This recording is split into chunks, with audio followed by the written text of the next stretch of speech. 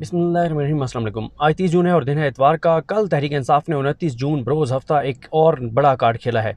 कल छुट्टी का दिन था लेकिन पीटीआई ने बड़ा कार्ड खेलकर जस्टिस काजी फ़ाइज़ इस साहब को बंद गली में पहुंचा दिया है। और मैं ये समझता हूँ कि तहरीक इंसाफ का मखसूस नशस्तों के केस में तहरीक इंसाफ की फ़तह के इम्कानात मज़ीद बढ़ गए हैं। तहरीक इंसाफ ने 2 अहम दरख्वास्तें दायर की हैं पिछले 3-4 दिनों में। एक तहरीक इंसाफ ने पहली दरख्वास्त ये दायर की कि क्योंकि ये केस सुन्नी इत्तेहाद कौंसिल की तरफ से चल रहा है तो तहरीक इंसाफ ने दरख्वास्त दिया कि हमें तहरीक इंसाफ को इस केस में फ़रीक बनाया जाए। उस पर लास्ट हेयरिंग जो जुमेरात वाली हेयरिंग थी उसमें हुआ यह था कि एंड में सलमान अकमल राजा साहब खड़े हुए, उन्होंने बताया, लेकिन काजी साहब ने उस पर कोई कमेंट पास नहीं किया और वो मामला भी अब कल बरोज़ सोमवार जो है वो टेकअप होगा। बिल्कुल इसी तरह से ये जो तहरीक इंसाफ ने कल जो नई दरख्वास्त दायर की है, जिस दरख्वास्त के कुछ अहम पॉइंट्स भी मैं आपके सामने रखूँगा, शायद आप सुन भी चुके हों, पहले हमारे बहुत से दोस्त इस पर बात कर चुके होंगे कि उसमें तहरीक इंसाफ ने जो बातें की हैं कैसे काजी फ़ाइज़ साहब को बंद गली में पहुँचा दिया, और इस पर बात करेंगे कि कल मुमकिन तौर पर होगा क्या। तहरीक इंसाफ ने जो दरख्वास्त दिया है वो तहरीक इंसाफ के खिलाफ 13 जनवरी को एक फैसला आया था जिसमें बल्ले का निशान छीन लिया गया था और ये निज़ाम ये समझता था कि अवाम जाहिल हैं, अनपढ़ हैं, और जब पीटीआई को जो वोट देना चाहते हैं बल्ले का निशान पीटीआई के पास नहीं होगा, मुख्तलिफ निशानात दिए जाएंगे और बाज़ ऐसे निशानात दिए जाएंगे जो तज़हीक आमेज़ होंगे। तो शायद पाकिस्तान के अवाम जाहिल हैं और पाकिस्तान के अवाम जो हैं वो उनको निशान पता नहीं चलेंगे और इस तरह से नवाज शरीफ जो है वो वज़ीर-ए-आज़म बन जाएंगे। लेकिन इन्हें ये नहीं पता कि अवाम को जाहिल समझने वाले ख़ुद जाहिल हैं। पाकिस्तान के लोगों ने निशान ढूंढ के और सैकड़ों निशानात में से एक निशान के ऊपर जो तहरीक इंसाफ का उम्मीदवार था उसको जो है वो वोट देकर, और 8 फरवरी को जो इमरान खान कहते हैं कि 8 फरवरी को इंतखाब नहीं था बल्कि इनकलाब था और लोग इनकलाब लाए। पीटीआई की जानिब से जो दरख्वास्त कल दायर की गई है उसमें ये लिखा गया है कि पीटीआई ने 2 नवंबर 2023 को इंटर पार्टी इलेक्शन करवाए। अच्छा, इसमें तहरीक इंसाफ एक तो काजी फ़ाइज़ साहब को भिगो के मार रही है। काजी साहब झूठ बोलते हैं, मुसलसल कहते हैं कि पीटीआई ने जो है वो नहीं कराए थे, इंटर पार्टी इलेक्शन नहीं करवाए थे। तो तहरीक इंसाफ ये बता रही है कि उन्होंने इलेक्शन कराए थे, लेकिन काजी फ़ाइज़ ईसा साहब जिस इलेक्शन कमीशन को सपोर्ट करते हैं, जिस सिकंदर सुल्तान राजा को सपोर्ट करते हैं, उस सिकंदर सुल्तान राजा ने और उस इलेक्शन कमीशन ने इंट्रा पार्टी इलेक्शन को तस्लीम नहीं किया। फिर तहरीक इंसाफ की जानिब से बताया गया कि इलेक्शन कमीशन ने 22 दिसंबर को फैसला जारी किया। पीटीआई ने इलेक्शन कमीशन का फैसला पेशावर हाई कोर्ट में चैलेंज किया जिसमें पीटीआई के इंट्रा पार्टी इलेक्शन मुस्तरद कर दिए गए थे और बल्ले का निशान ले लिया गया था। और उसके बाद पेशावर हाई कोर्ट ने 10 जनवरी को जो है वो इलेक्शन कमीशन का फैसला जो है वो कलअदम करार दे दिया। इलेक्शन कमीशन ने 10 जनवरी वाला फैसला जो है वो सुप्रीम कोर्ट ऑफ पाकिस्तान में चैलेंज कर दिया और सुप्रीम कोर्ट ऑफ पाकिस्तान ने 12 और 13 जनवरी को ये केस सुना और 13 जनवरी को सुप्रीम कोर्ट ऑफ पाकिस्तान ने पीटीआई से बल्ले का निशान सॉरी जो इलेक्शन पेशावर कोर्ट है उसने तो इलेक्शन कमीशन का फैसला कलअदम करके बल्ले का निशान दे दिया था। तो उसको चैलेंज किया इलेक्शन कमीशन ने, और इलेक्शन कमीशन से, क्योंकि काजी फ़ाइज़ साहब इलेक्शन कमीशन के मामलात को बहुत जल्दी फिक्स करते हैं समात के लिए, काजी साहब ने बहुत जल्दी उसको समात के लिए मुकर्रर किया और मुकर्रर करने के बाद काजी साहब ने जो है वो 12 और 13 जनवरी को ये केस सुना और 13 जनवरी को पीटीआई से बल्ले का निशान छीन लिया। अच्छा, यहाँ पर मैं आपको एक चीज़ बहुत अहम बता दूँ और वो ये है कि काजी फ़ाइज़ ईसा साहब ने बतौर जज सुप्रीम कोर्ट ऑफ पाकिस्तान, मुझे एग्जैक्ट नहीं याद लेकिन मेरे ख्याल 10 साल से ज़्यादा हो गए उनको सुप्रीम कोर्ट आए हुए, मैं एग्जैक्ट देख भी लूँगा, और उनको चीफ जस्टिस बने हुए भी तकरीबन 6 माह हो गए हैं। उन्होंने अपने जब से सुप्रीम कोर्ट ऑफ पाकिस्तान के वो जज बने हैं और जब से वो चीफ जस्टिस पाकिस्तान बने हैं, अपने पूरे सुप्रीम कोर्ट के अदालती करियर में जस्टिस काजी फ़ाइज़ ईसा साहब ने छुट्टी के दिन, क्योंकि हफ्ता इतवार सुप्रीम कोर्ट ऑफ पाकिस्तान की छुट्टी होती है, हफ्ते के दिन उन्होंने पूरे अपने सुप्रीम कोर्ट के अदालती करियर में, और मेरा ख्याल है पेशावर हाई कोर्ट के भी जब चीफ जस्टिस है तो मुझे नहीं पता क्योंकि मैंने उसको कवर नहीं किया हुआ, तो अगर वहाँ पे कभी उन्होंने छुट्टी के दिन नहीं सुना तो इसका मतलब यह कि काजी फ़ाइज़ साहब ने अपने पूरे अदालती करियर में सिर्फ एक केस छुट्टी के दिन सुना और वो था पीटीआई को जो बल्ले का निशान पेशावर हाई कोर्ट ने दे दिया था उसके खिलाफ अपील, और उन्होंने बल्ले का निशान इतवार के दिन छीना। तो इससे आपको अंदाज़ा होता है कि ये केस काजी फ़ाइज़ ईसा साहब और इस निज़ाम के लिए बड़ा इंपॉर्टेंट था कि पीटीआई से बल्ले का निशान छीना जाए, और काजी साहब ने छुट्टी के दिन, यानी सुप्रीम कोर्ट के जज के तौर पे तो मुझे अच्छी तरह पता है ना कि बतौर जज सुप्रीम कोर्ट ऑफ पाकिस्तान उनको 10 साल से ज़्यादा हो गए हैं, और इन 10 साल से ज़्यादा के अरसे में पहली मरतबा एक दिन सिर्फ एक केस के लिए वो हफ्ते के दिन बैठे हैं और वो केस था पीटीआई से बल्ला छीनने का केस। उसके बाद जो पीटीआई की नाम से दरख्वास्त दायर की गई है उसमें पीटीआई ने ये इस्तदा की है कि जो पीटीआई ने 13 जनवरी को बल्ला छीना गया था उसके ऊपर जो पीटीआई ने रिव्यू डाला है कि नज़रसानी की जाए इस फैसले पर, वो नज़रसानी अब तक नहीं लगाई जा रही, बल्कि आपको याद होगा कि काजी फ़ाइज़ ईसा साहब ने ये कहा था कि ये जो मुझे तो पता ही नहीं है कि नज़रसानी दरख्वास्त आई हुई है। तो पीटीआई ने अब ये कहा है कि नज़रसानी दरख्वास्त जो है वो इसी बेंच के सामने लगाई जाए और उसकी उन्होंने वजूहात भी बताई हैं। और पीटीआई ने बहुत बुरी तरह काजी फैसल साहब को फंसा दी, उसमें एंड में जाकर बताता हूँ।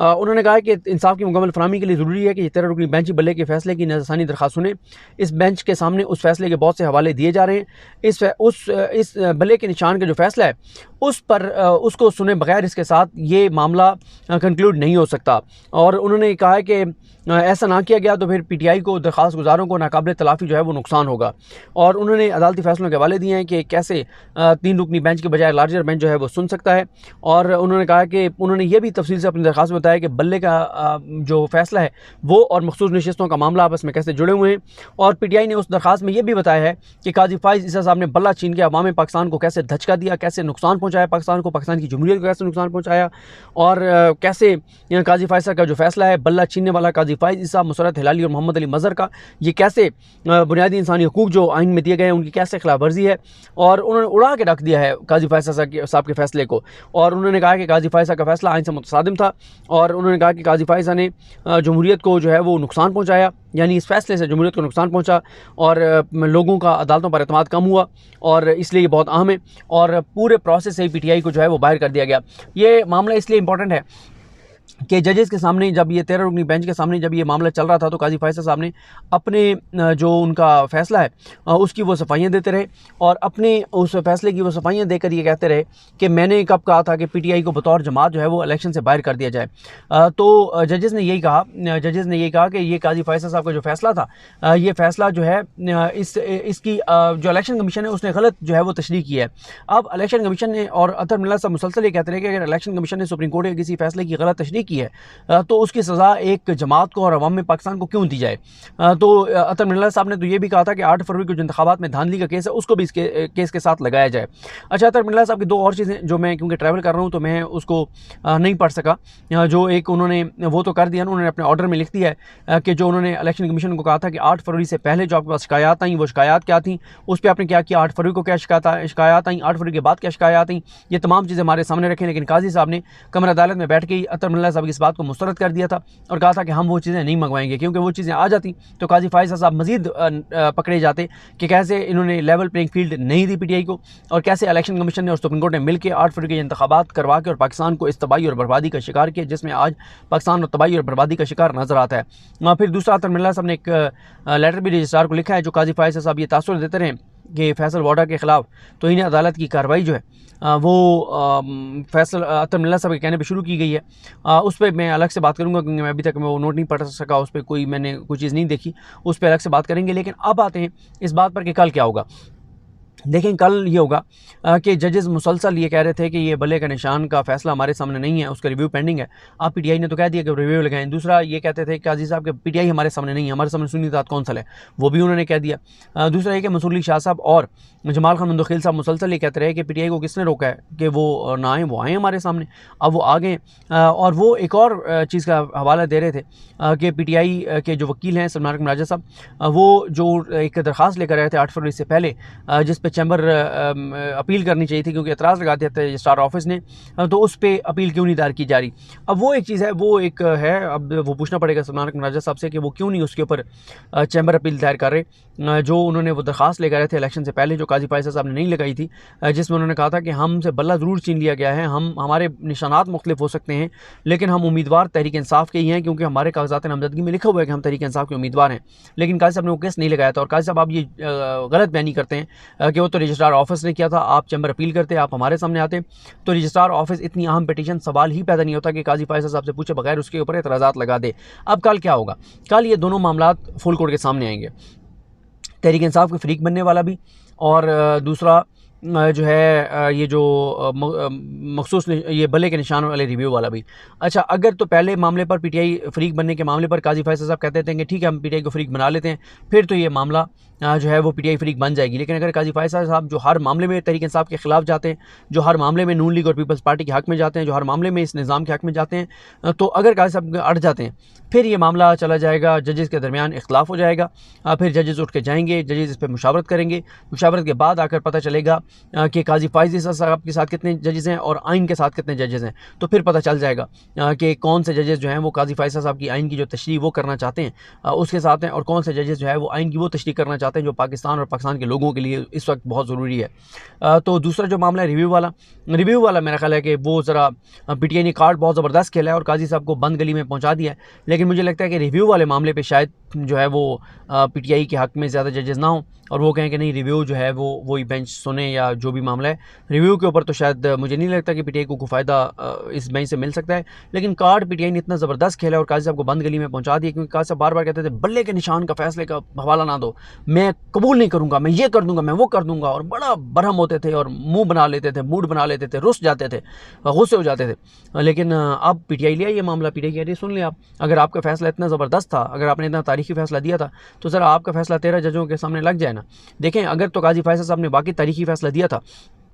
तो 13 जज अपोल कर देंगे कि काजी साहब को बिल्कुल फैसला दुरुस्त था। लेकिन काजी साहब को पता है कि अगर इस 13 रुकनी बेंच के सामने वो रिव्यू लग गया, वो रिव्यू PTI के एक्सेप्ट हो जाएगा, ये 13 रुकनी बेंच अक्सरियत के साथ ये करार दे देगा कि काजी फायज ईसा ने बल्ले के निशान का जो फैसला दिया था वो फैसला गलत था, उस फैसले ने इस मुल्क को तबाह कर दिया है, बर्बाद कर दिया है, मुल्क के अंदर मायूसी फैलाई है, पाकिस्तान को कमज़ोर कर दिया है, पाकिस्तान के मुस्तकबिल को ख़तरे से दोचार कर दिया है, पाकिस्तान के अवाम के साथ जो कुछ हुआ है 8 फरवरी को जो कुछ हुआ है वो सब कुछ उस बल्ले के निशान के फैसले की वजह से था। इसलिए काजी साहब कभी भी वो नहीं लगने देंगे। लेकिन ये PTI के फ्रीक बनने वाली दरख्वास्त जो है इसके ऊपर देखना होगा। कल वाज़ेह तौर पर नज़र आ रहा है कि जजेस में इख्तलाफ होगा और उस इख्तलाफ के बाद किसके पास कितने वोट हैं ये भी चीज़ वाज़ेह हो जाएगी। जैसे मैंने बताया कि दरख्वास्त PTI का फ्रीक बनने वाला वो